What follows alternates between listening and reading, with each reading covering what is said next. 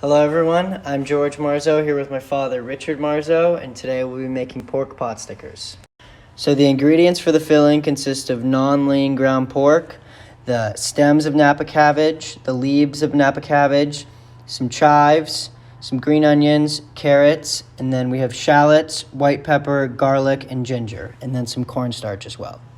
The first thing we're going to do is soften some of the hard ingredients, such as the stems of the Napa cabbage and the carrots, using our non-stick Swiss Diamond skillet.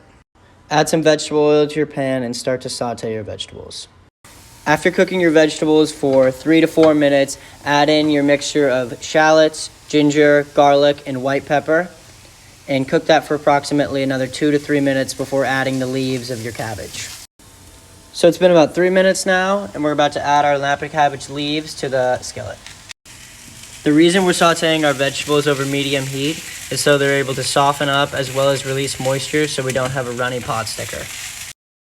After the vegetables are cooked, we're going to put them into a colander over a bowl so they're able to cool down before adding into the pork, as well as release their water. Once the veggies are cooled, you're going to want to mix them into the pork and with the chives and onions, as well as a teaspoon of sugar, a tablespoon of sesame seed oil and soy sauce, as well as a tablespoon of cornstarch. Once it is all assembled, mix together with your hands. Now it's time to make your pot stickers using store-bought Yoza skins. So we're going to show you a couple ways to wrap your pot stickers. The first step in either way is brushing half of the side of the Yoza skin with water.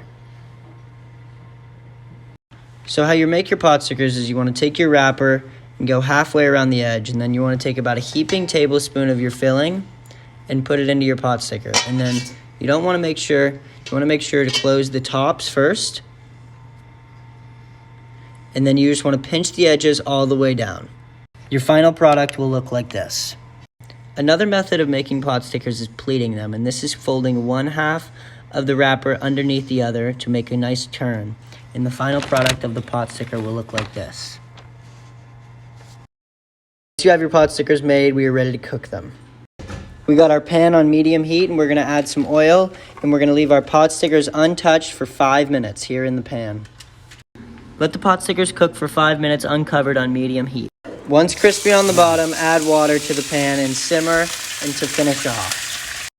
Now the pot stickers are done, and we are ready to enjoy them with our dipping sauce that consists of Szechuan chili crisps, sesame seed oil, and soy sauce. Thank you, everyone.